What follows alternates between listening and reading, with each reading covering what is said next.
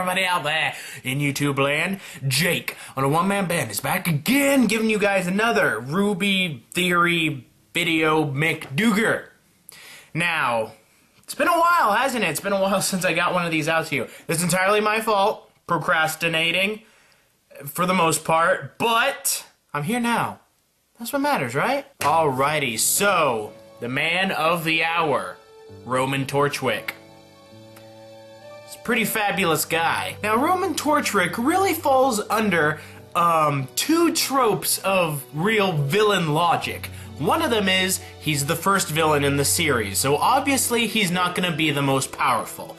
And two, he is also a very likable villain. Even though he does bad things, and he still is chaotic, whatever, he's still on the range of the evil side, we still like him for it, because he's just awesome! He's voiced by Grey Hatta, come on! It's freaking awesome! But before we get into me just gushing about how awesome he is, let's take care of inspiration first. Now first off, we got the name, Roman Torchwick. And Torchwick is close to the name Lampwick, which was the name of a character in Disney's Pinocchio. He was that red-headed kid with the bowler hat and the feather coming out of it, just like Torchwick has, who befriended Pinocchio and convinced him to go to Pleasure Island. He turned into an ass.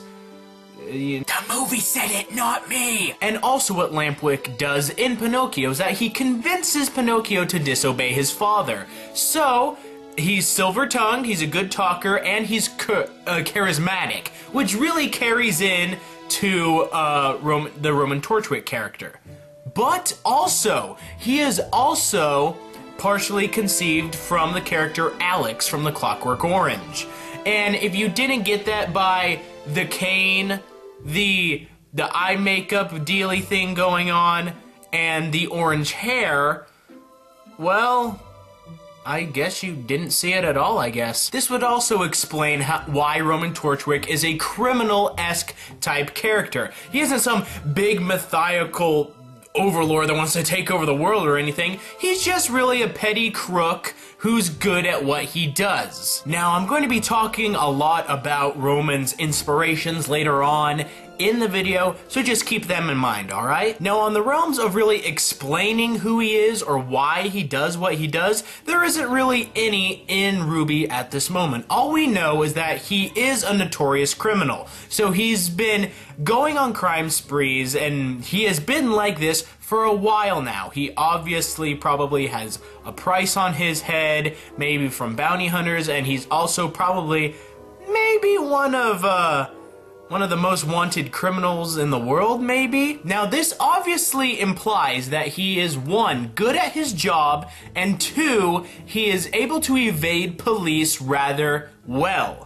He always has an escape plan, he's a smart guy, and he always does jobs that he knows that he can take care of. He doesn't bite off more than he can chew, as we have seen from the series. Every single job he's been a part of, it was under control. It was completely under control until certain people came into the mix, such as RWBY or Blake or any other member of Team RWBY that wanted to muck up his plans. But it's also paramount to know that Roman is not the mastermind of this big elaborate scheme that's happening right now in the series. He's just a small cog in the big clock of this criminal organization. I'm going back to Clockwork Orange again. It's obvious that he works for Cinder, and she is the obvious brains of the organization. But he is someone who can get stuff done, which Cinder obviously respects. Speaking about getting stuff done, let's talk about one of his best-known powers. His tongue. He is a silver-tongued man. He knows how to bend situations, he knows how to talk to people, he knows how to get people on his side even though he himself does not like them.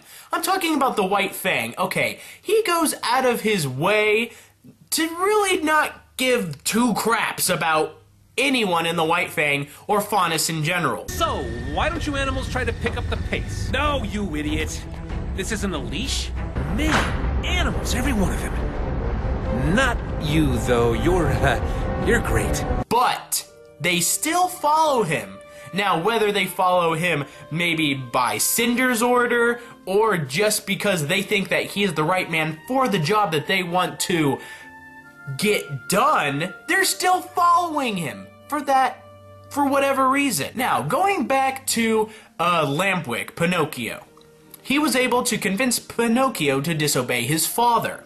So, obviously, that comes into play, that part of Roman comes from Pinocchio. And he was able to get the White Fang to obey him to achieve his plans. That was part of Cinder's plan. Lots of plans going on. Now, is this ability he has to get people to follow him his semblance? It may be, since it's a semblance, manifestation of a soul. His soul may be so charismatic that he can somehow brainwash people into liking him. Now, I say brainwashing due to the fact that in The Clockwork Orange, the character Alex is brainwashed when he's sent to prison. Now, let it be known, I myself have not watched The Clockwork Orange ever. All my information was taken from a synopsis of the plot and from second-party accounts that my friend told me about. So if I get anything wrong about my information from The Clockwork Orange, I want you guys to at least understand that I tried my best, and that if I get some things wrong, leave down in the comments like, well, hey, this isn't really right about Clockwork Orange. And I'll be all like, okay. Now back to the whole idea of him being able to brainwash people. I want you to think back to the very end of Volume 2. Where is Roman Torchwick? He is currently being held on one of the military ships in the stockade under the jurisdiction of Ironwood. And also, who works for Ironwood? Penny. Who is Penny based off of? Pinocchio. And Roman Torchwick is based off Lampwick from Pinocchio. Lampwick was able to convince Pinocchio to disobey his father. So does this mean that Roman Torchwick will be able to convince Penny to rebel against Ironwood? This is my own personal opinion. I believe that in this next volume, in Volume 3, if Cinder's plan comes to fruition, that Black Queen Peace virus takes place during the third volume, it's going to somehow corrupt the robots in the city to rebel against their masters. Since Penny is indeed a robot, it may affect her, but she is also the first robot to generate its own aura. Therefore, she has a soul. So she may need a little bit more oomph to turn to the side of evil. Enter Roman Torchwick. He is now exactly where he wants to be. Remember, he's a notorious criminal. He always has an escape plan. He's always able to get away. He is good at evading the cops. But at the end of Volume 2, he's captured. I believe Roman Torchwick got captured on purpose. Now, even though the plan in Volume 2, at the end of Volume 2, kind of went haywire, Cinder, Torchwick, and that whole bad guy contingency needed to make the most of what was happening. So, whether Roman being captured was part of the plan altogether, or is now part of the plan, it doesn't matter, because now it's happening, and now we have a new set of problems. Roman is now on the inside of the good guy lines, so he can probably easily talk to Penny every once in a while. Maybe she'll be walking past his cell. He kind of gives her a little talky talk, and you know how Penny is. Even though she is told not to talk to strangers, she's very innocent, she's very gullible, and she hasn't had a lot of experience in the real world. So even though her meeting RWBY has been a positive influence on her, it can be said that she can easily talk to Roman Torchwick and maybe take some things that he says with her. Now, even though Roman is a real good talker, he knows his words, he knows how to get people to follow him, he ain't no real layback when it comes to actually getting his hands dirty. I mean, we have seen him. He is a capable fighter. He has been able to stay off Blake and Sun at the end of Volume 1. And even though he was bested by Blake in Volume 2, he was still able to put up a good fight, and he may have lost on purpose, so he would have got captured on purpose.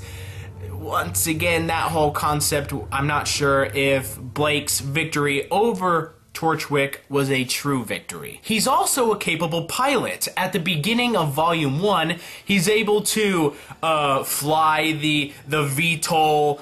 I know they have a name. Anyway, he was able to fly that hovercraft thing while Cinder had a fight with Goodwitch. And he was able to fly it even though there was magic stuff going on around him. There was a storm, there was ice being shot into it, he was being shocked by lightning, it was all that kind of stuff. He's a capable pilot. And he's also very capable when it comes to machines. He was able to drive that Paladin mech suit easily. He was doing pretty well against Team RWBY until, you know, they kind of got together and kicked his butt. But he was still able to use it. He was able to use the weapon system. He was able to use it in melee combat. Now, either that thing came with an instruction manual, or it's one of those any idiot can do it, or he's had experience with the Paladin mech suit, which would kind of suggest he may have a military background somehow. But due to the fact that the Paladin mech suit is something new that has just come out from Ironwood's military, he probably, if he has had a military background, he probably hasn't had any experience with that kind of technology. Now here's another idea that I want to swing by you guys. In The Clockwork Orange, when Alex is arrested and he's sent to prison, he goes under some sort of brainwashing, psyche-changing therapy, which then turns him into a respectable citizen. And now that Torchwick is in jail under the jurisdiction of Ironwood, is it somehow possible that Torchwick may turn out being a good guy in the end? I think I'll just leave that whole idea to the fanfic writers. What do you think? Now, one of the last things I want to talk about Roman is his relationship with Neo. Now, in Volume 1, we didn't see Neo at all. She may have been with him, but not with him. You understand? But as things have shown, she seems to be very loyal to him. She comes to his aid when Team RWBY destroys the Paladin mech suit. She's on the train, able to best Yang while Torchwick is doing his whole thing on the train. But she wasn't there to save Roman from the train wreck and him being arrested. But then again, she did teleport away because Raven scared the bejesus out of her. Now, what really is the relationship between Neo and Torchwick?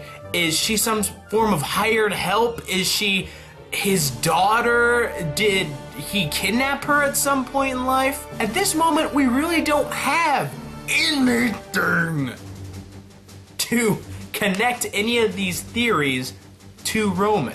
But of what we know, the whole hired help idea seems the most likely, due to the fact she may be a criminal, he may be a criminal, they just get along together.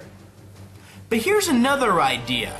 Neo doesn't come into the spotlight until Volume 2.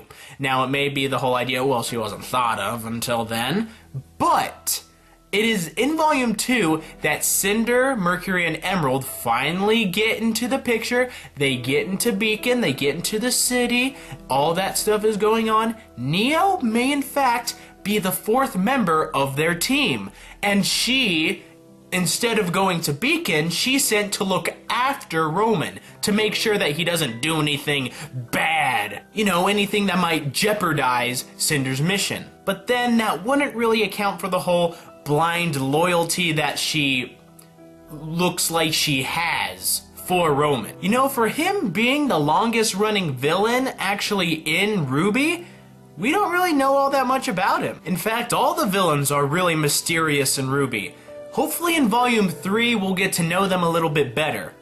Especially the 3 that have now infiltrated Beacon and are coming up with all sorts of plans. But but we'll have to save that for next time. Hey guys, thanks for watching this video. I know it was a lot of me kind of just rambling on about stuff you probably already knew, but I really thought that making a Torchwick video was really needed. I mean, he's one of the main villains of the show, and he really needs to be brought out as an actual character. And I have not done a video on him before, so this was it.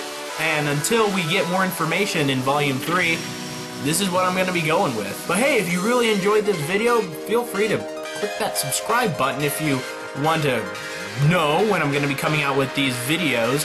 And if you really liked it, I guess you can click the like button and maybe share it with your friends. Be sure to leave comments down below on anything you might think I missed or didn't really talk about much, or your own thoughts. I mean, if you got thoughts about Roman that are awesome, I want to hear them. But anyway, until next time, this is Jake the One Man Band. I'm signing off. Be a good person, tip your waitresses, keep moving forward. I will see you next time. Yeah!